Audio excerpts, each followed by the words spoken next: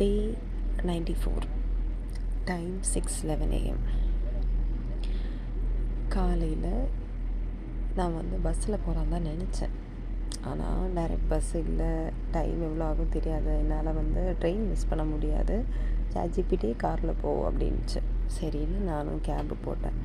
என்ன சரவணன் கால் பண்ணிட்டே இருந்தார், அமேசான் சரவணன், மீட் பண்ணலாமா அப்படின்னு. ஏன்னா பெங்களூர்லேருந்து அவன் சென்னைக்கு சென்ட்ரலில் காலையில் வந்துடுவானா 4:30.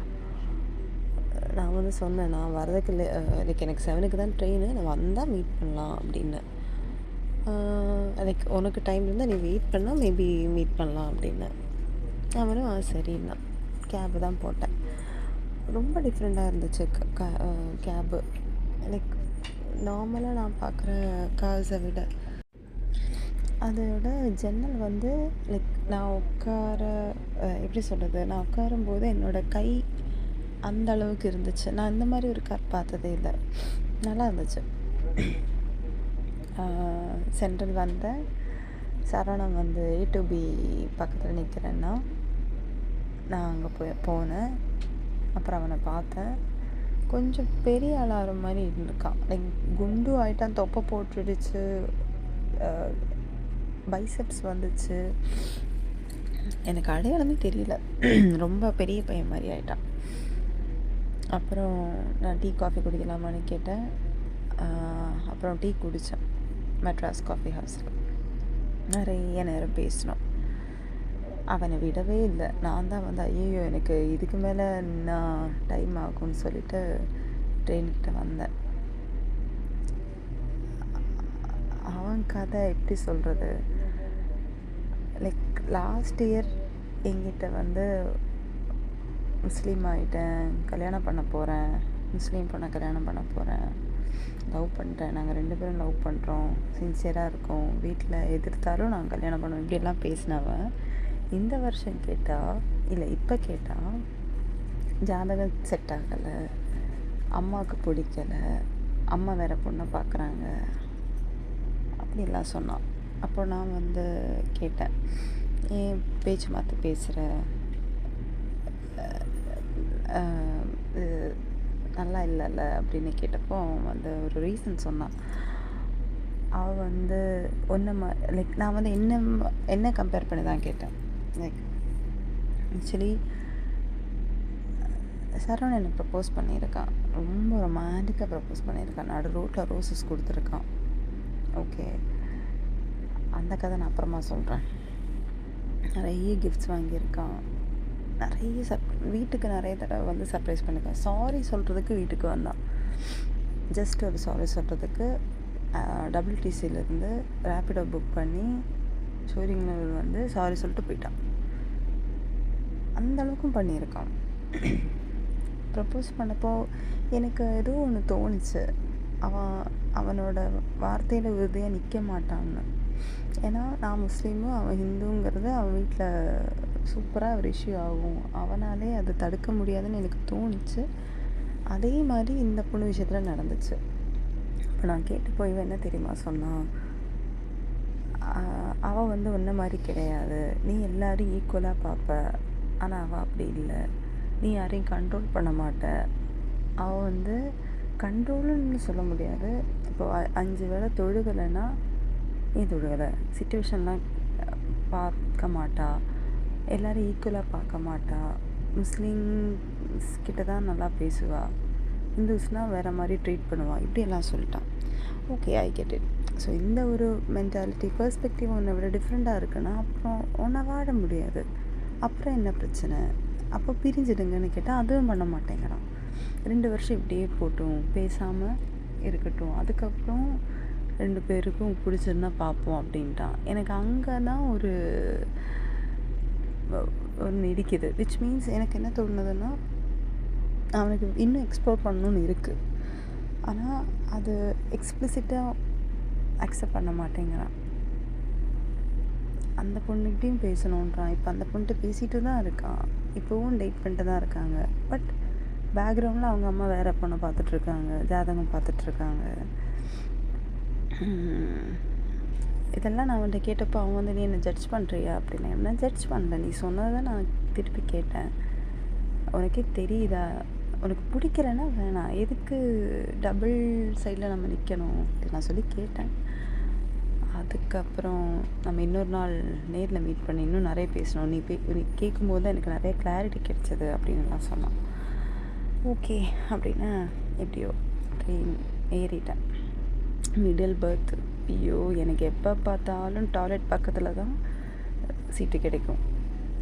டோர் திறந்துக்கிறது என்னை இடித்து அத்தனை பேர் மிடில் பர்த்து என் கால் இடிச்சு போனதுனால தூங்கவே இல்லை. செம்ம டென்ஷன் ஆகிட்டேன் சீரியஸ்லி. ஆக்சுவலி அங்கே பர்த்தில் ஒரு பையன் இருந்தான், பார்த்துட்டே இருக்கான், ஃபுல் டே என்னை பார்த்துட்டே தான் இருந்தான். இடையில நான் வந்து எந்திரிச்சு நின்னேன். அப்போது எனக்கு லோவர் பர்த்தில் இருக்கிற ஒரு அக்கா வந்து என்னை கீழே உட்காந்துக்கோங்க அப்படின்னாங்க. தெலுங்கில் தான் சொன்னாங்க. எனக்கு அது கரெக்டாக புரியலை. அப்புறம் அவங்களுக்கு நான் கூகுள் ட்ரான்ஸ்லேட்டில் தெலுங்கில் நீங்கள் ரொம்ப கைண்டாக இருக்கீங்க, நீங்கள் என்னை உட்கார சொன்னீங்க, உங்களுக்கு சாக்லேட் பிடிக்குமா அப்படின்னு கேட்டால் அவங்க பிடிக்கும் நாங்கள். அப்போ அவங்களுக்கு பவுண்டி ஒரு சாக்லேட் கொடுத்தேன். அதுக்கப்புறம் ரொம்ப நேரம் கழித்து பேகு பார்த்தா நான் சார்ஜர் எடுத்துகிட்டு வரல, OnePlus. ஐயோ, லாங் கேபிள் வேணும். என்கிட்ட இருக்கிறதெல்லாம் ஷார்ட் கேபிள் சி டைப்பு. நான் ரொம்ப போராட்டம் பண்ணேன், இருக்கிற அடாப்டர் எதுலேயுமே ஒர்க்கும் ஆகலை. அப்புறம் நான் என்ன பார்த்துட்டே இருந்தான்னு சொன்னேன்ல, அவன் தான் வந்து சார்ஜர் கொடுத்தான். அப்புறம் அவன்கிட்ட தேங்க்ஸ் சொல்லிவிட்டு அப்புறம் சார்ஜ் போட்டு ஒரு இடையில ஒரு செம்மையான லாங்கான ஒரு பிரிட்ஜு பார்த்தேன். சூப்பராக இருந்துச்சு, மறக்கவே மாட்டாது. அதுக்கப்புறம் அப்புறம் ரொம்ப நேரம் நின்றுட்டு இருந்தேன். அப்போது எனக்கு ஆப்போசிட்டு இருக்கிறவங்க வந்து மிடில் பர்த் எடுத்துட்டாங்க. அவங்க உட்காந்துட்டு இருந்தாங்க. அப்போ அவங்களுக்கு உட்காரணுமான்னு கேட்டாங்க. ஆமாண்ணா, அவங்க உட்கார வச்சாங்க. அதுக்கப்புறம் சாப்பாடு 10 பைசாவுக்கு கொள்ளாது. சாப்பிடவும் இல்லை, சரியாக தூங்கவும் இல்லை, தண்ணியும் லேட்டாக தான் கிடச்சிது, வாங்க முடிஞ்சது. அப்புறம் எப்படியோ விசாகப்பட்டினம் வந்துட்டேன் ஒரு 7-10 அந்த மாதிரி. வந்த உடனே கேப்சியூல் ரூம் தான் தேடி வந்தேன். பார்த்தா அது ஒரு ஹோட்டல் பேர் தான் கேப்சியூல். டார்மெட்ரி ஓகே, அட்ஜஸ்ட் பண்ணலாம். 400 24 hours அட்ஜஸ்ட் பண்ணிட்டு இருந்தேன். அப்புறம் சாப்பாடுக்கு வெளியே போனேன். ஐயோ, கலீஜாக இருக்குது இந்த ஊர். ரோட்லேயே அத்தனை பேர் படுத்துக்கு இருக்கிறாங்க குடிச்சிட்டு. க்ளீனாகவே இல்லை. அவ்வளோ எனக்கு வெறுத்துட்டேன் நான். சீரியஸாக ஜென்மத்துக்கே விசாகப்பட்டினம் வர மாட்டேன் அந்த மாதிரி. ரொம்ப பசிச்சுதுன்னு தான் ராஜஸ்தான் ஏதோ ஹோட்டல் தான் போனேன். பன்னீர் பட்டர் மசாலா நான் எவ்வளோ பிடிச்ச டிஷ்ஷு தெரியுமா, நல்லாவே இல்லை.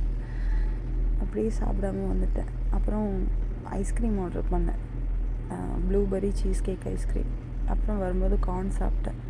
இதுதான் என்னோடய நேற்று ஃபுட்டு. இங்கேயும் சரியாகவே தூங்க முடியல. அவ்வளோ சவுண்டு போடுறாங்க. லைக் 12 மணிக்கு கூட எதுக்குடா சத்தம் போடுறீங்க அப்படின்னு இருந்துச்சு. லேடிஸ் டார்மெட்ரி தானா, ஃபீமேல் இல்லாமல் ஐ மீன் இப்போ பார்ட்னர்ஸ் இருந்தாங்கன்னா அவங்களும் இருப்பாங்க. ஸோ அவங்களும் பேசி குழந்த சத்தம். மொத்தத்தில் எப்படியும் அட்ஜஸ்ட் பண்ணிவிட்டு இடையில நேப் எடுத்து ஆனால் நிறைய எழுந்திரிச்சேன். சொல்ல மறந்துட்டேன், நேற்று ரோபி கூட கொஞ்ச நேரம் வீடியோ கால் பேசினேன். அவள் ரொம்ப ஹாப்பியானா. நிறைய டைம் ரிக்ரெட் பண்ணுறேன் நான். அவளுக்கு அவள் எக்ஸ்பெக்ட் பண்ணுற அளவுக்கு நான் அவளுக்கு பாசம் கொடுக்கல, எனக்கு அது தெரியும். ஆனால் நான் எக்ஸ்பெக்ட் பண்ணாத அளவுக்கு அவள் எனக்கு பாசம் கொடுக்குறா, எஃபர்ட் போடுறா. அதெல்லாம் நினைக்கும் போது தான் கொஞ்சம் வருத்தமாக இருக்குது. ரோபி ஒரு சைக்கோவாக இருந்தாலும் டாக்ஸிக்காக இருந்தாலும் என்னை அவ்வளோ பிடிக்கும். அது எப்படி சொல்கிறது, எக்ஸ்க்ளூட் பண்ண முடியாத ஒரு விஷயம். அப்புறம் நேற்று அம்மாவுக்கும் அப்பாவுக்கெல்லாம் கால் பண்ணி நான் விசாகப்பட்டினம் வந்தேன்னு சொன்னேன். அவங்களாம் பத்திரமா இரு அப்படின்ட்டாங்க. நான் அதுவும் எக்ஸ்பெக்ட் பண்ணல. லைக் என்னோடய இஷ்டத்துக்கு விடுறாங்க. அந்த மாதிரி வர்றதுக்கு எவ்வளோ வருஷம் நான் போராடி இருக்கேன் அப்படின்னு இருந்துச்சு. அவ்வளோதான். டே டன்.